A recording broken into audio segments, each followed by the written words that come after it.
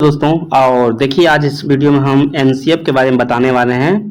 तो जिस तरह से आप देख रहे हैं कि एक्टिविटी के साथ बच्चों को किस तरह से पढ़ा रहा है, इस चित्र में आप देख सकते हैं, उसी तरह से एनसीएफ भी कहता है। ठीक है, तो चलिए हम लोग चलते हैं एनसीएफ की ओर। जैसे हम इसमें आपको जो है एनसीएफ 2005 नेशनल करिकुलम फ्रेमवर्क 2005, ठीक है, के बारे में आज हम इसमें 50 क्वेश्चन आपको फिर करवाने वाले हैं।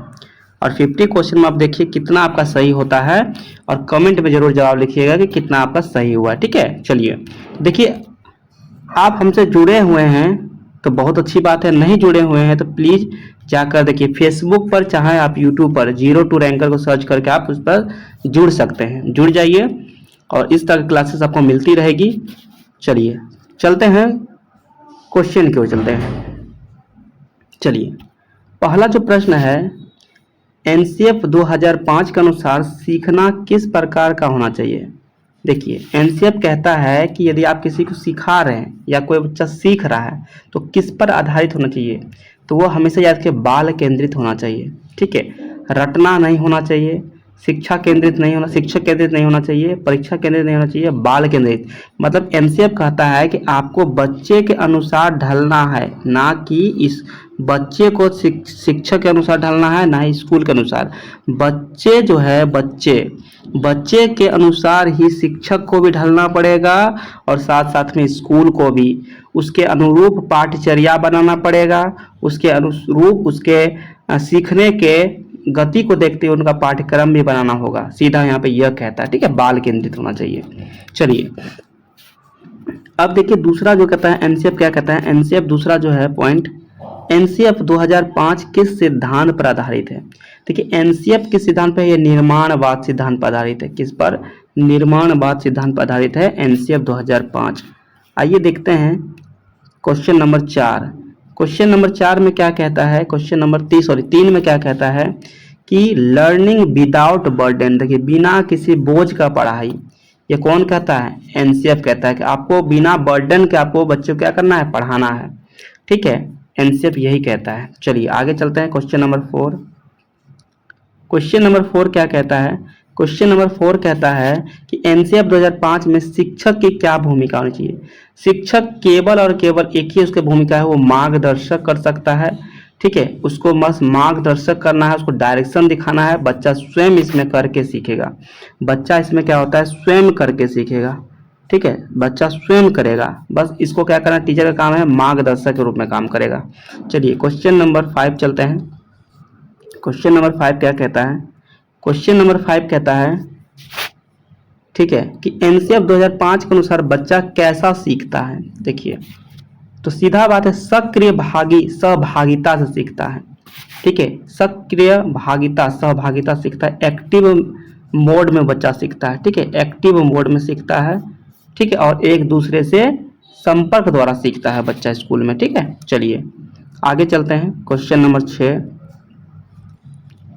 क्वेश्चन नंबर 6 क्या कहता है? एनसीएफ 2005 में किस प्रकार के मूल्यांकन पर बल दिया गया है। देखिए, एनसीएफ 2005 में आपका किस प्रकार का मूल्यांकन पर बल दिया गया है।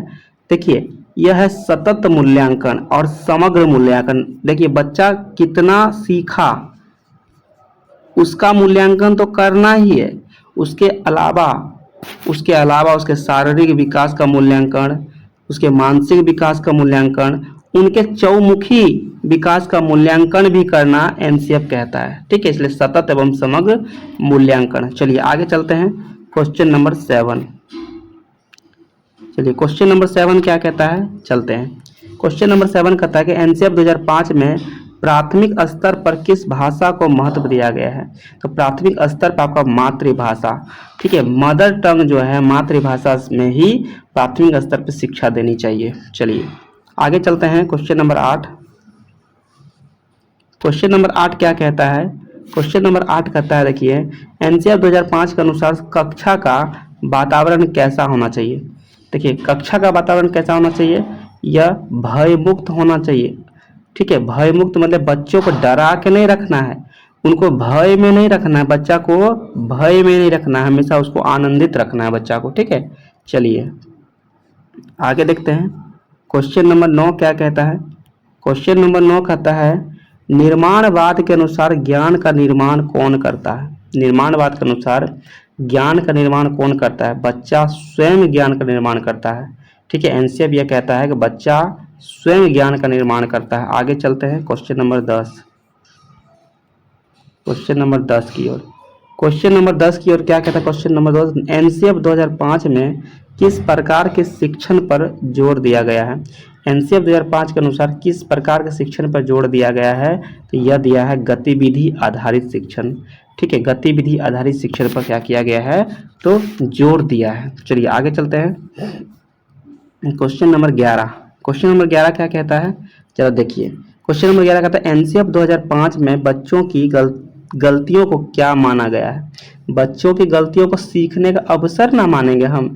बच्चा जब तक गलती नहीं करता है तब तक बच्चा सीख ही नहीं सकता है, तो गलतियों को क्या मानेंगे, सीखने का अवसर मानेंगे। अगला चलते हैं क्वेश्चन नंबर 12। क्वेश्चन नंबर 12 क्या कहता है। क्वेश्चन नंबर 12 कहता है एनसीएफ 2005 में किस प्रकार की शिक्षा को बढ़ावा दिया गया है। तो एनसीएफ 2005 में किस तरह की शिक्षा को बढ़ावा दिया गया है, तो यह है समावेशी शिक्षा को बढ़ावा दिया गया है। ठीक है, समावेशी देखिए शिक्षा का सीधा मतलब यही होता है कि अलग अलग समुदाय के लोग आकर, अलग अलग समुदाय के बच्चे आकर एक ही जगह पर शिक्षा ग्रहण करता है, उसी कदर समावेशी शिक्षा। ठीक है, चलिए आगे देखते हैं क्वेश्चन नंबर 13। क्वेश्चन नंबर 13 क्या कहता है। क्वेश्चन नंबर 13 कहता है एनसीएफ 2005 में शिक्षा का क्या उद्देश्य है। शिक्षा का उद्देश्य क्या होना चाहिए, यह रचनात्मकता और समझ विकसित करना। ठीक है, देखिए यह कहने का सीधा मतलब है अंक पर कोई मतलब नहीं है। बच्चा अंक कितना ला रहा है यह कोई डिपेंड नहीं करता है, पर बच्चा की समझ कितनी आ रही है वो निर्भर करता है। इसीलिए एनसीएफ जो है शिक्षा का यही उद्देश्य है। आगे चलते हैं क्वेश्चन नंबर 14 की तरफ चलते हैं। क्वेश्चन नंबर 14 क्या कहता है। क्वेश्चन नंबर 14 कहता क्या है, एनसीएफ 2005 में किस प्रकार की कक्षा शिक्षण प्रक्रिया को उचित माना गया है। किस प्रकार की कक्षा शिक्षण उचित माना गया है, सहभागितापूर्ण शिक्षण। देखिए सहभागितापूर्ण शिक्षण ही सबसे महत्वपूर्ण माना गया है इसमें। उसके बाद देखिए अगला प्रश्न चलते हैं। अगला प्रश्न 15 नंबर प्रश्न क्या कहता है। 15 नंबर प्रश्न क्या कहता है कि एनसीएफ 2005 के अनुसार सीखना किससे जुड़ा होना चाहिए। सीखना जो है किससे जुड़ा होना चाहिए, ये वास्तविक जीवन से जुड़ा होना चाहिए। जब तक वास्तविक जीवन से नहीं जुड़ेगा शिक्षा, तब तक बच्चा वो अच्छी तरह से सीख ही नहीं पाएगा, उसका समझ विकसित हो ही नहीं सकता है। इसलिए वास्तविक जीवन से जुड़ा होना चाहिए। अगला क्वेश्चन चलते हैं क्वेश्चन नंबर 16। क्वेश्चन नंबर देखिए 16 क्या कहता है। क्वेश्चन नंबर 16 कहता है एनसीएफ 2005 में किससे शिक्षा का केंद्र माना गया। स्वयं बच्चा को जो है शिक्षा का क्या माना गया है, केंद्र माना गया है। आगे चलते हैं एनसीएफ 2005 के अनुसार किस प्रकार की सोच विकसित करने पर जोर दिया गया है। बच्चा किस प्रकार की सोच विकसित करेगा, आलोचनात्मक सोच विकसित करने के लिए। आगे क्वेश्चन नंबर 18। क्वेश्चन नंबर 18 क्या कहता है, एनसीएफ 2005 के अनुसार शिक्षक को क्या करना चाहिए। शिक्षक को केवल मार्गदर्शन देना चाहिए और कुछ नहीं। शिक्षक का काम है केवल मार्गदर्शन करना, डायरेक्शन देना, बाकी स्वयं बच्चा कर लेगा। ठीक है, आगे 18 नंबर क्वेश्चन। 19 नंबर क्वेश्चन चलते हैं। 19 नंबर क्वेश्चन क्या कहता है, एनसीएफ 2005 में किस प्रकार का पाठ्यक्रम उचित माना गया है। तो बताइए किस तरह का पाठ्यक्रम उचित माना गया। कठोर तो होना नहीं चाहिए, सीमित भी नहीं होना चाहिए, दंडात्मक भी नहीं होना चाहिए। होना कैसा चाहिए, लचीला होना चाहिए। पाठ्यक्रम हमेशा बच्चों के अनुसार बनाना चाहिए, उसके सीखने के अनुसार बनाना चाहिए। बच्चा किस तरह का क्या सीख रहा है, कितनी गति से सीख रहा है, उसके अनुसार बच्चे के पाठ्यक्रम भी होना चाहिए। ये एनसीएफ बताता है। आइए देखते हैं आगे क्वेश्चन नंबर 20। क्वेश्चन नंबर 20 क्या कहता है, एनसीएफ 2005 के अनुसार सीखना कैसा होना चाहिए। शिक्षा में शिक्षक के द्वारा देखिए जब सिखाया जाता है या बच्चे जब स्वयं सीखते हैं, ये आनंददायक सीख होना चाहिए। आनंददायक, आनंद रूप से वो सीखता है बच्चा। तो और आप लोग भी टेस्ट मार रहे होंगे, ठीक है, तो देखिए आप कमेंट जरूर करिएगा कितना नंबर आया है आपका। चलिए अगला प्रश्न चलते हैं 21 नंबर। एनसीएफ 2005 के अनुसार बच्चों को सीखने के लिए क्या आवश्यक है। बच्चों को सीखने के लिए क्या आवश्यक है, तो ये अनुभव आवश्यक है। और आप लोग जानते हैं बच्चा जन्म के बाद कुछ ना कुछ अनुभव बच्चा लेके ही विद्यालय जाता है, ठीक है। तो ऐसा हम नहीं बोल सकते हैं कि बच्चा कोरा सिलेट है, बच्चा कुछ नहीं जानता है, ठीक है। तो वो अनुभव लेके जाता है, इसलिए अनुभव बहुत जरूरी होता है। आइए देखते हैं, अगला चलते हैं 22 नंबर क्वेश्चन। 22 नंबर क्वेश्चन क्या कहता है, एनसीएफ 2005 में किस प्रकार के ज्ञान को अधिक महत्वपूर्ण माना गया है। किस प्रकार के ज्ञान को अधिक महत्वपूर्ण माना गया है, समझ आधारित ज्ञान को महत्वपूर्ण माना गया है। आगे चलिए क्वेश्चन नंबर 23 की तरफ चलते हैं। क्वेश्चन नंबर 23 क्या कहता है, एनसीएफ 2005 में किस प्रकार के मूल्यांकन का उपयुक्त माना गया है। कैसा मूल्यांकन उपयुक्त माना गया है, निरंतर मूल्यांकन। बच्चों में बच्चा का जो है ना निरंतर मूल्यांकन होना चाहिए, ठीक है, ना कि आप एक बार मूल्यांकन कर लिए छोड़ दिए, उसको रोजाना मूल्यांकन करना है, बच्चा क्या सीख रहा है, निरंतर मूल्यांकन होना चाहिए। आगे चलते हैं क्वेश्चन नंबर 24। क्वेश्चन नंबर 24 क्या कहता है, क्वेश्चन नंबर 24 कहता है कि एनसीएफ 2005 में सीखने की प्रक्रिया कैसी मानी गई है। सीखने की प्रक्रिया सक्रिय होनी चाहिए। कैसी होनी चाहिए, सीखने की प्रक्रिया सक्रिय होना चाहिए। आगे चलते हैं क्वेश्चन नंबर 25 में। क्वेश्चन नंबर 25 में क्या कहता है, एनसीएफ 2005 में शिक्षक और विद्यार्थी का संबंध कैसा होना चाहिए। शिक्षक और विद्यार्थी का संबंध कैसा होना चाहिए, सहयोगात्मक होना चाहिए, एक दूसरे का सहयोग से सीख सकता है, ठीक है। चलिए आगे क्वेश्चन नंबर 26, एनसीएफ 2005 के अनुसार पाठ्य पुस्तक कैसी होनी चाहिए। तो पाठ्य पुस्तक कैसी होनी चाहिए, तो रोचक और सरल होनी चाहिए पाठ्य पुस्तक, ठीक है, रोचक और सरल होनी चाहिए। अब देखिए 27 नंबर क्वेश्चन क्या कहता है। 27 नंबर क्वेश्चन कहता है, एनसीएफ 2005 में बच्चों की रुचियों को क्या माना गया है। बच्चों की जो रुचि है उसे महत्वपूर्ण माना गया है। बच्चों की रुचि जिसमें है उसके अनुसार उसे पढ़ाना पड़ेगा, उसके अनुसार ढलना पड़ेगा विद्यालय को, टीचर को उसके रुचि के अनुसार पढ़ाना पड़ेगा, उसके रुचि के अनुसार पाठ्यक्रम होना चाहिए। 28 नंबर होना चाहिए। 28 नंबर क्वेश्चन क्या कहता है, चलिए देखते हैं 28 नंबर क्वेश्चन। 28 नंबर, एनसीएफ 2005 किस प्रकार की शिक्षा को बढ़ावा देता है। तो एनसीएफ 2005 किस प्रकार की शिक्षा को बढ़ावा देगा, या बाल केंद्रित शिक्षा को बढ़ावा देगा। आगे देखते हैं 29 नंबर क्वेश्चन क्या दिया है। 29 नंबर क्वेश्चन कहता है, एनसीएफ 2005 में सीखना किसके माध्यम से प्रभावी होता है।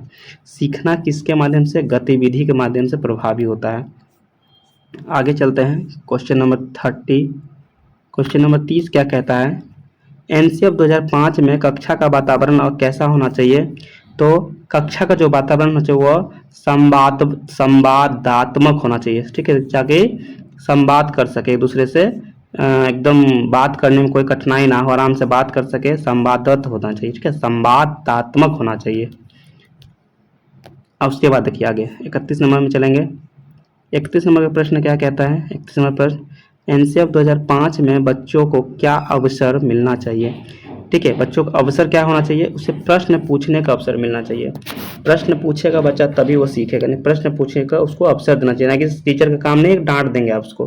प्रश्न पूछेगा तो आपको उसको जवाब भी देना है। ठीक, आगे एनसीएफ 2005 में किस प्रकार की सोच पर बल दिया गया है। किस प्रकार की सोच पर बल दिया गया है, तो यह है रचनात्मक सोच पर बल दिया गया है। आगे चलेंगे हम लोग, आगे क्वेश्चन चलेंगे 33 नंबर क्वेश्चन क्या कहता है, एनसीएफ 2005 के अनुसार शिक्षक को क्या करना चाहिए। ठीक है, तो क्या करना चाहिए शिक्षक को बताइए। अभी आप कुछ देर पहले रिपीटेड क्वेश्चन ही बोल सकते हैं। क्या करना चाहिए उसको, सीखने में केवल सहायता करना चाहिए, सहयोग करना चाहिए, ठीक है, मार्गदर्शक करना चाहिए। ठीक है, चलिए आगे चलते हैं क्वेश्चन नंबर 34। क्वेश्चन नंबर 34 क्या कहता है, क्वेश्चन नंबर 34 कहता है एनसीएफ 2005 में किस प्रकार का शिक्षण उपयुक्त माना गया है। कैसा शिक्षण उपयुक्त माना गया है, सहभागिता पूर्ण शिक्षण जो है उपयुक्त माना गया है। आगे चलिए 35 नंबर चलते हैं क्वेश्चन नंबर 35 क्या कहता है। क्वेश्चन नंबर 35, एनसीएफ 2005 में बच्चों को क्या माना गया है। बच्चों को जो है ये सक्रिय शिक्षार्थी माना गया है। बच्चों को सक्रिय शिक्षार्थी माना गया है। आगे क्वेश्चन चलिए 26 नंबर क्वेश्चन क्या कहता है। 26 नंबर क्वेश्चन क्या कहता है, एनसीएफ 2005 में शिक्षा का संबंध किससे है। शिक्षा का संबंध सीधा है किससे? वास्तविक जीवन से है। शिक्षा का संबंध किससे है? तो वास्तविक जीवन से संबंध है। आगे चलिए क्वेश्चन नंबर 37। क्वेश्चन नंबर 37 क्या कहता है? एनसीएफ 2005 के अनुसार सीखना कब प्रभावी होता है? सीखना कब प्रभावित होता है? जब बच्चा सक्रिय होता है, एक्टिव होता है, तब सीखना प्रभावी होता है, सीखना सार्थक हो जाता है। उसके बाद देखिए क्वेश्चन नंबर 38 क्या कहता है? एनसीएफ 2005 में किस प्रकार की गतिविधियों को महत्व दिया गया है? खेल और परियोजना कार्य गतिविधि, इसमें इसी को महत्व दिया गया। खेल खेल में बच्चों को सिखाना है। आगे एनसीएफ 2005 में किसे सीखने का महत्वपूर्ण साधन माना गया है? किसे? अनुभव को सीखने का महत्वपूर्ण साधन माना गया। यदि आपका एनसीएफ क्लियर हो जाता है तो आपका एनसीएफ क्लियर हो जाएगा तो आपका समावेशी शिक्षा भी क्लियर हो जाएगा। इसी में समझ लीजिए, इसी का आधारित समावेशी शिक्षा भी है। आपका बाल केंद्रित शिक्षा भी क्लियर हो जाएगा। देखिए ये एनसीएफ केवल क्लियर करते हैं तो ये 3 चैप्टर आपका क्लियर होता है, इसीलिए इसको हल्के में ना ले। चलिए आगे चलते हैं। 40 नंबर क्वेश्चन क्या कहता है? 40 नंबर क्वेश्चन क्या कहता है? एनसीएफ 2005 में किस प्रकार की शिक्षा का व्यवस्था की कल्पना की गई है? किस प्रकार की शिक्षा की व्यवस्था? समावेशी शिक्षा की व्यवस्था की गई है। एनसीएफ 2005 में क्वेश्चन नंबर अगला, एनसीएफ 2005 में ज्ञान प्राप्ति का सर्वोत्तम तरीका क्या माना गया है? स्वयं खोज करना। ज्ञान प्राप्त करना है तो स्वयं खोज करना है।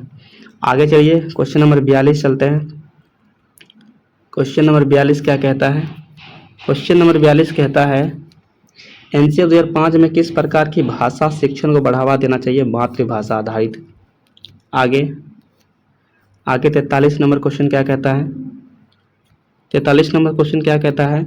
एनसीएफ 2005 में किस प्रकार के मूल्यांकन को तनाव मुक्त माना गया है? किस प्रकार के मूल्यांकन को? सतत मूल्यांकन को तनाव मुक्त माना गया है। आगे चलते हैं। 44 नंबर क्वेश्चन क्या कहता है? एनसीएफ 2005 में सीखने की प्रक्रिया कैसी होनी चाहिए? भयमुक्त होना चाहिए। रिपीटेड हो गया क्वेश्चन, पर तरीका अलग से पूछा गया, पर रिपीटेड है, भयमुक्त होना चाहिए। आगे चलिए 45 नंबर क्वेश्चन क्या कहता है? 45 नंबर क्वेश्चन, 45 नंबर जो क्वेश्चन कहता है कि एनसीएफ 2005 में शिक्षक का मुख्य कार्य क्या है? फिर से रिपीटेड क्वेश्चन है ताकि आपको ज़्यादा से ज़्यादा समझ आ सके। सीखने को क्या करना चाहिए? सुगम बनाना, मार्गदर्शक देना, हेल्प करना। ठीक है, आगे देखिए। आगे क्वेश्चन है एनसीएफ 2005 में बच्चों की त्रुटियों को किस रूप में आप देख सकते हैं? ठीक है, तो बच्चों की जो त्रुटि होती है वो आप सीखने की प्रक्रिया के रूप में देख सकते हैं। 47 number question, 47 number question, NCF 2005 में कक्षा शिक्षण कैसा होना चाहिए? तो कक्षा जो शिक्षण होना चाहिए वो कैसा होना चाहिए? संवादात्मक रूप होना चाहिए, यानी देखिए एक दूसरे का संवाद कर सके बच्चा, ऐसी क्या होनी चाहिए? शिक्षण होनी चाहिए, ताकि टीचर भी बच्चे से पूछे और बच्चा भी टीचर से पूछे, ऐसा होना चाहिए। आगे 47 नंबर 48 नंबर क्या कहता है? 48 नंबर में क्या कहता है कि एनसीएफ 2005 में किसे महत्वपूर्ण माना गया है? अनुभव आधारित अनुभवात्मक अधिगम को क्या माना गया है? महत्वपूर्ण माना गया है। 49 नंबर क्वेश्चन क्या कहता है? 49 नंबर क्वेश्चन में कहा गया एनसीएफ 2005 में सीखना किस पर आधारित है? ये समझ पर आधारित है। अगला क्वेश्चन लास्ट क्वेश्चन है 50 नंबर क्वेश्चन, जो कि क्या कहता है जरा सुनिए। एनसीएफ 2005 किसके अनुसार आदर्श कक्षा कैसी होनी चाहिए? तो आदर्श कक्षा कैसी होनी चाहिए? भयमुक्त होनी चाहिए और सहभागितापूर्ण होनी चाहिए, दोनों होनी चाहिए। तो आपका कितना आया कमेंट में जरूर जवाब देंगे। थैंक